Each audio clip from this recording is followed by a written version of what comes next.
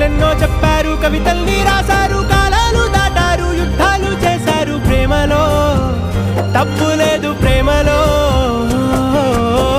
వేల వేల వెన్నెలంత నీదవాలి వెలుగునంత మోయమంటే నేను ఎంత రే.